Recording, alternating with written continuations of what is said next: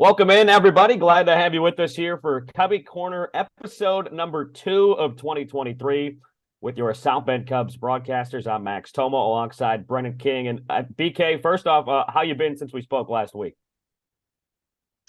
Everything's good, Max. Everything's good. Had a good weekend of NFL playoff games, set up a Final Four. So that's what we'll talk about here on the show in Indy this afternoon. So glad we can squeeze this in before we go on air. So last time the good people, in South Bend saw you on a Cubbie Corner, you were all suited up for the Indiana State game. I think you had a pretty good game that weekend or that day, right? Of Bradley, Indiana State. I think it was close. How'd the broadcast go? Really good game, and it was one of those games that I'm sure you have called before where one team was up like 8 or 10 at one point, and then the other team came back and then won by like 8. So good game in the Valley, Indiana State and Bradley, and that tournament bid, you do a lot of Valley games. That tournament bid is going to be pretty competitive come March, especially when they get to the Missouri Valley tournament. So yeah, good. Anytime you can get a good ball game and some solid tape, you're a pretty happy broadcaster. So if we're transitioning into baseball, I actually realized when I was prepping for this something I don't think that either of us have really talked about, but from last year, what was your favorite moment of the season that wasn't that championship, clincher up in Northeast Ohio? Ooh, man, bringing out the big questions early. I think the favorite moment of the season was, well, this is something we talked about with Lance Brozdowski from Marquee Sports Network when we were in the Marquee studios. He asked us both for like a season-changing type moment. And early on in the season, remember Matt Mervis's walk-off homer against Fort Wayne? I think it was the first time that you and I both turned to each other and was like, hey, there might be something here, especially with Matt Mervis. And that kind of electrified his run because he talked about it in the interview that you'll see down the road here on the Cubbie Corner, that it was the early season series in Fort Wayne and then that walk-off bomb that really set the tone for the rest of the campaign. So that one sticks out just because it was a thrilling moment for the team. And really, I mean, it was the start truly of what we knew of Mash Mervis. So Yeah. how about you? Oh, I remember him saying in that interview that there was that specific AB against Fort Wayne at Fort Wayne. I think like that second week when everything kind of clicked for him. And it's funny because there were a few moments like that throughout the year where you're like, okay, we got something. Remember when, Canario and Mervis get sent up and you're kind of worried maybe about the middle of the order, but then, Owen Casey had the May that Owen Casey had. And, we talked about a lot about Wicks and Hurst getting promoted and then just, filling it with new guys like Porter Hodge and Luis Devers who were fantastic. But I think mine's pretty easy. I think mine's been pretty easy the last 2 years, and I think that Owen Casey Grand Slam was certainly my favorite moment of the season. Also against Fort Wayne, down to 2 outs, ninth inning, last swing as a 19-year-old. I mean, that was just like a story script, and that was just thrilling to call. But so I think that was definitely my favorite moment. Well, that call is making the rounds, my man. I think everybody and their brother by now in the world of baseball has heard that call. It's a great call. So, yeah, I mean, I'll tell you what, and we didn't even mention like the Pablo walk-off against Peoria.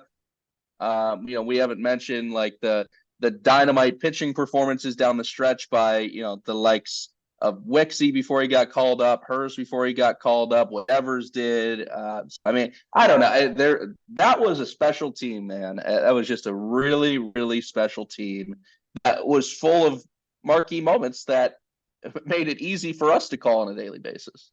And then he also, I mean, you talk about those last 5 games in that series at home at Fort Wayne's Field versus Beloit, just kind of all together. Mm-hmm. And then, with the dramatic conclusion on that Sunday afternoon of the missed home plate. The Casey Opitz game. The Casey Opitz game. He had the double play turn to first base, too. That was wild. But you're talking about calls, when we were at the Cubs convention now, week and a half ago. What's it like? The Cubs have been producing so many of these great YouTube series with the Cubs on deck. What's it like when you're at Cubs convention? I'm looking around, there's thousands of people, and the voice I'm hearing is your voice doing a Brennan Davis home run. From I think back in 2019. But what's it like to have so many fans watching those moments, hearing those calls, and then being there in person? You're at Cubs Con. There's thousands of people there, and you're like, who is that? That's me. that's a unique type moment. It's like, you ever see the meme online where it's like a guy standing in a corner at a party and somebody just puts a random line, it's like, these people don't know I'm a certified forklift operator. Like, Yeah. these people don't know that's me. Like, it's like standing next to the trophy or whatever. So yeah, that was that was one of like the first Cubs on Deck videos that was put out by Andre and his squad.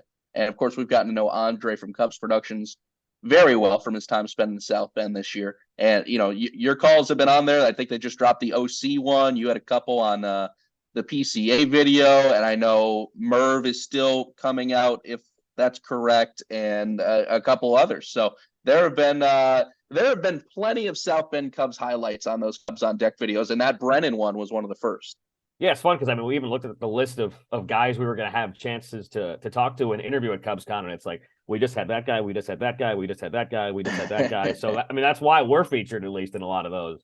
But BK, Yeah. let's talk about some promotions for this upcoming season.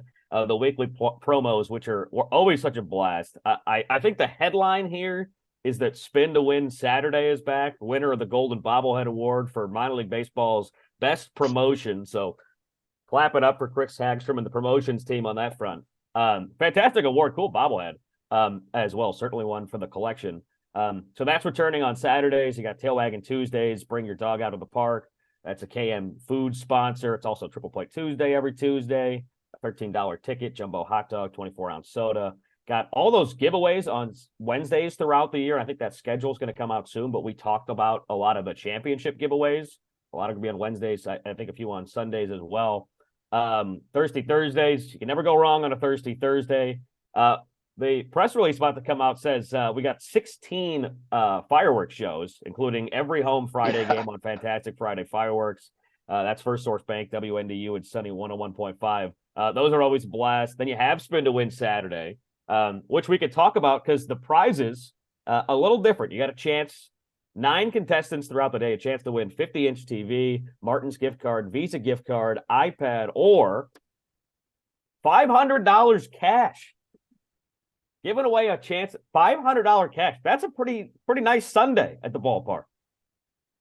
That's pretty good. That's like the old Yogi Berra Geico commercial. It's like, and they give you cash, which is just as good as money when he's in the barbershop.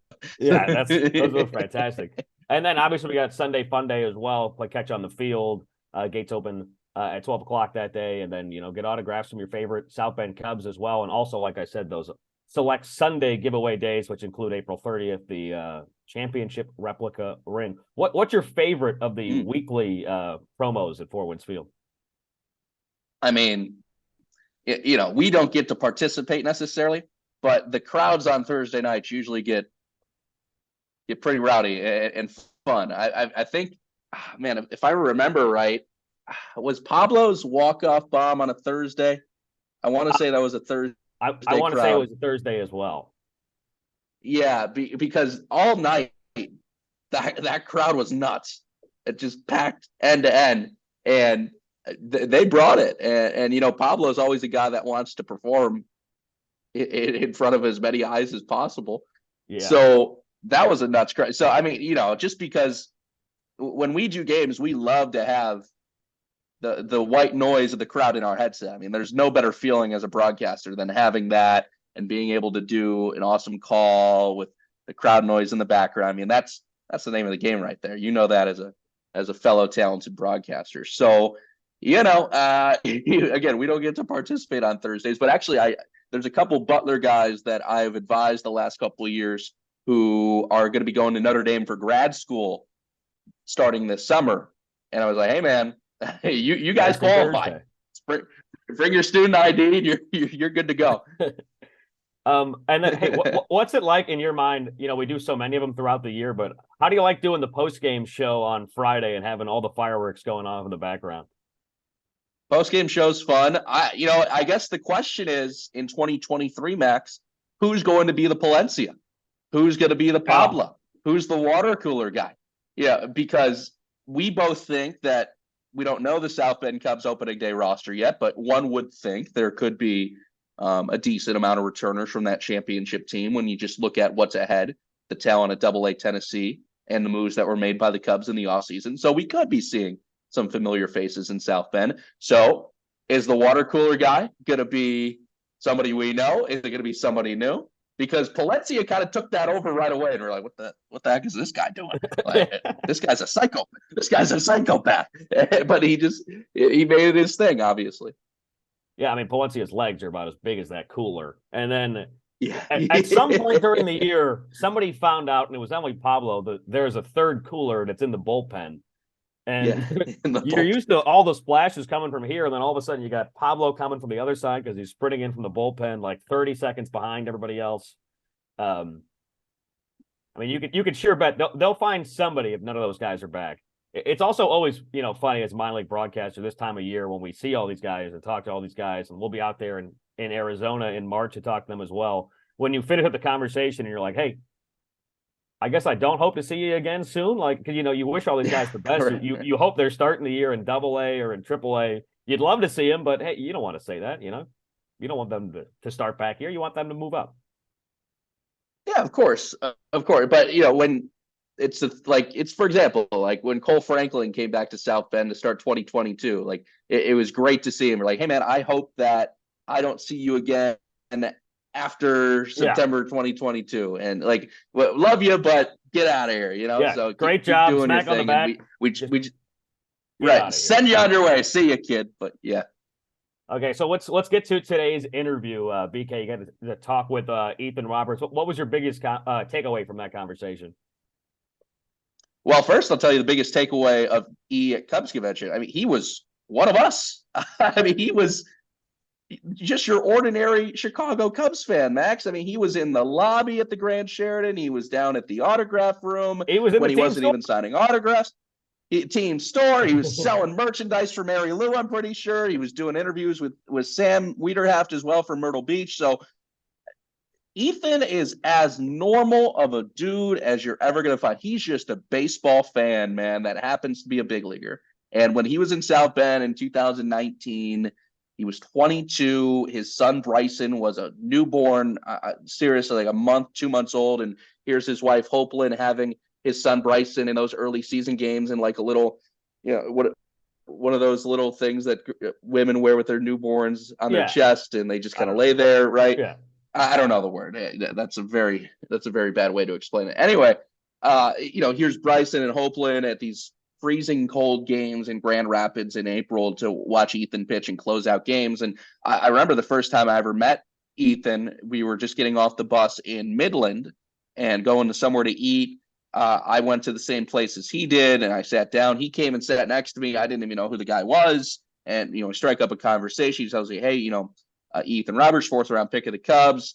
My wife, Hopelin, my son, Bryson, they're actually moving into an apartment in South Bend. I've been on the phone with them all day. And that was the first interaction you get with Ethan Roberts. Like, man, this kid's 22 and he's taking care of his family already. It's incredible. And now, of course, he's older. And I think everybody has seen the viral video with David Ross of him making a big league roster last year. And, since that point, of course, he got hurt, unfortunately, but made his big league debut at Wrigley Field. And you're just happy for a guy like him who is now a father of two with Bryson and Hallie, his daughter, and Hopelin, of course, is doing great. But yeah, man, I mean, he was carrying around his baseball card collection at Cubs convention and signing every autograph possible. He collects his own rookie card. He has 12, 13, 14, 15 versions of it that he after the interview, he pulled out one of his rookie cards to say, hey, look what I got. It was a gold version of his rookie card.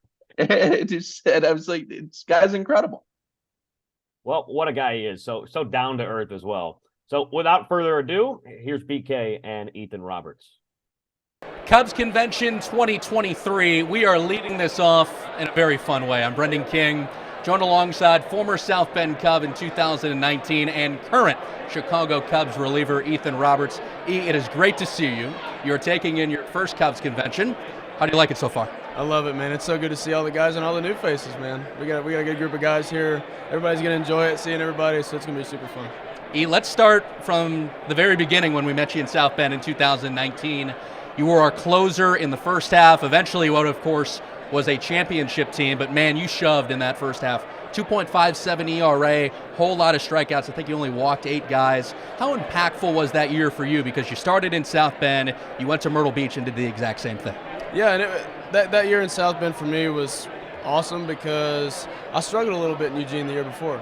And it's kind of like a putting a stamp on your name kind of thing in that year.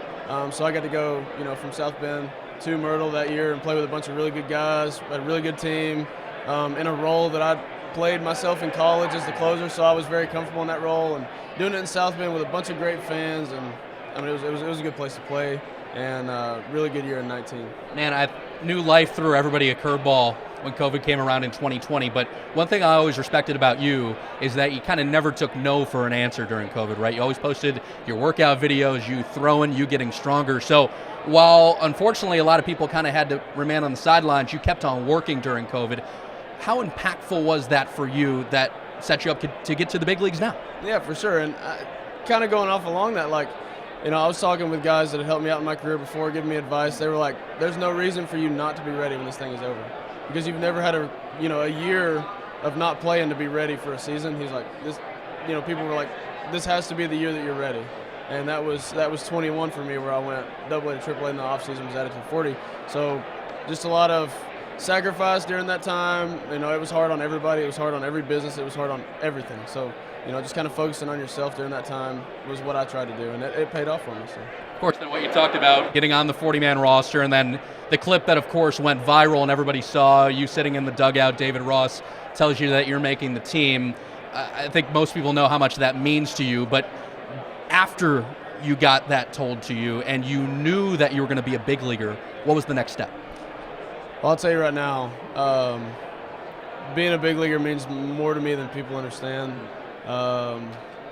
Just being able to say that. We had one of our workers here with the Cubs took my wife aside whenever I made my debut after the game, and he said, "Hopefully, I want you to look at this. Imagine this stadium completely empty, and then fill it up 20%. That's how many people have made the big leagues. That's how many guys have made the big leagues, and your husband's one of them." And it kind of put it into perspective for her, because I knew that already, you know what I mean? Like, it's 0.01%. But to be that, and, from where I come from, small town Tennessee, it was a dream come true for sure. I know the injury bug came along in 2022. Regardless, though, you're healthy, you're on the path for success. I do want to say you were getting some monstrous tweet shout-outs from Pitching Ninja. I want to go over, because you were throwing some nasty sliders. Pitching Ninja, I want to get this right, 19 inches, 18 inches, 21 inches, and 21 inches again of movement on your sliders. First of all, how cool is that to get the shout-out from Pitching Ninja, and really, how has that pitch developed over the years? Yeah, it was cool to see him post that. It was cool. Yeah. That's what everybody wants, Yeah. But that pitch, man, I had thrown the same slider since college, and Daniel Moscos comes in, shows me a grip, and I'm like, dude, I don't know about this thing. He's like, just throw it in catch play. This was 2 weeks before spring training was over. He's like, hey, just throw it in catch play, see what you got. And I threw it to Tommy, and it hit him in the shin. He was like, yo, you got to keep throwing that. So we worked on it for the last couple of weeks, and then I kind of took it with me to the big leagues.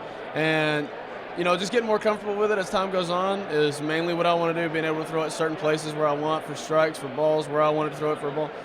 But yeah, the break is all credit to Daniel, because, man, it moves, almost 2 feet. So it's Ethan Roberts with us. You've had a chance to work with some pretty veteran, great leadership catchers since you got into the big leagues. Of course, Wilson Contreras, I'm sure that experience speaks for itself, but throw Jan Gomes in there too. And now Tucker Barnhart is a Chicago Cub. So what's that like for you as a young guy, getting these guys that have been in the big leagues for a while that really know what they're doing? It excites me a lot. One encounter I had when I was in AAA, Wilson comes down for a rehab, and I get to throw to him in an outing. And he came up to me after that outing. He's catching for me. 2 out of 3 of the guys that came up were strikeouts. He comes up to me after the outing in the dugout, and he's like, "Hey, I'll see you next year." And I was like, "Oh well, that's cool, man." And then he's like, "I got there this year," and he was like, "I told you, bro, your stuff's good. You just gotta trust it." So those veteran guys give you confidence as a rookie for sure. One thing that's been on your Twitter as of late, baseball cards, and you have been collecting your own baseball cards, and you've been digging for them. I feel like you've been pulling out just unreal editions of your rookie cards. So first of all, talk to us about how that hobby came along, baseball card collecting, and what you're doing now with your own rookie card. Well, for me, I used to, when I was a kid, man, and even going through high school and stuff, I just would sign my name everywhere. I love signing my name. Anybody that comes up and asks me for an autograph, I'm signing it. Yeah. Like, I signed 150 autographs in the cold today. because I wanted to go sign for these. I respect the hobby of people wanting to get it, but no, having myself on a card is another one, a step of that dream come true. So it was cool for me to get.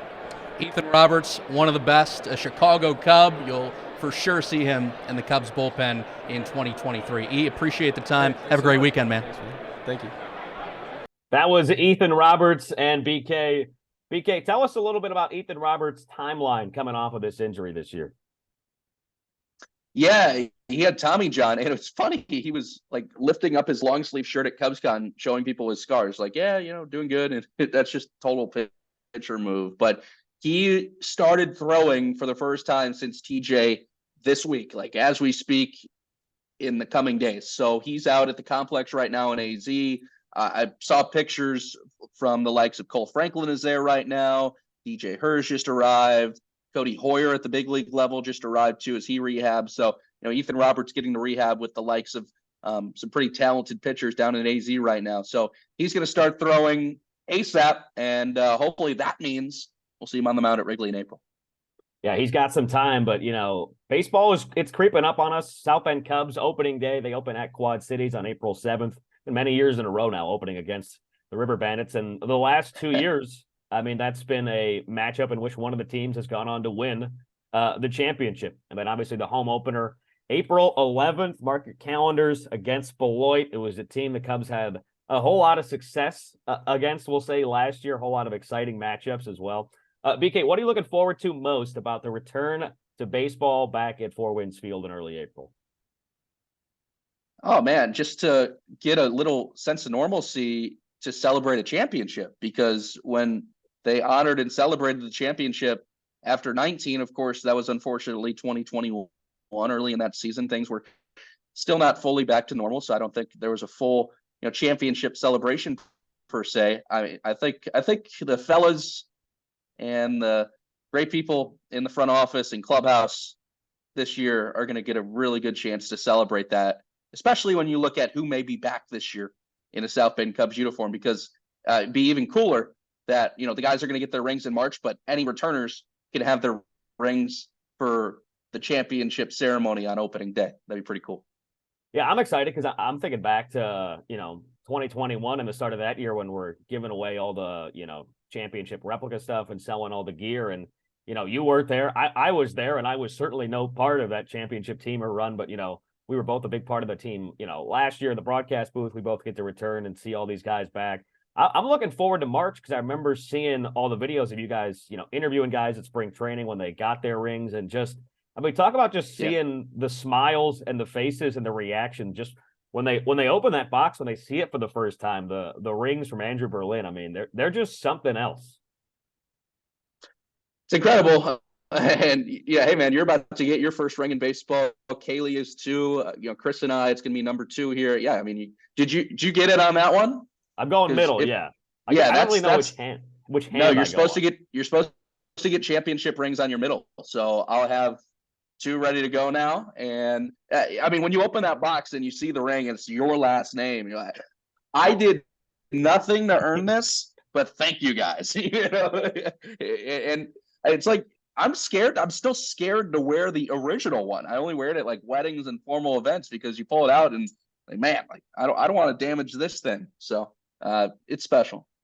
Yeah, I'm certainly looking forward to that. It's going to be a very fun year. It's going to be a fun opening day. And also, single game tickets are on sale. That's happening soon. Is it March 8th that single game tickets are on sale? I'm trying to remember from last week. March 8th, single game tickets on sale. So, hey, baseball is coming up. I know we're really looking forward to this season, and I know all the fans are as well, trying to defend that Midwest League championship that was won. And, what a year it was, going all the way down to that final game. 3 homers up in Northeast Ohio on a rainy day, winner take all game right outside Cleveland. It was just destiny last year, and we'll see what's in store for this season. That's Brendan King. I'm Max Tomo. This is the Cubbie Corner. Thanks for tuning in. We'll talk again next week.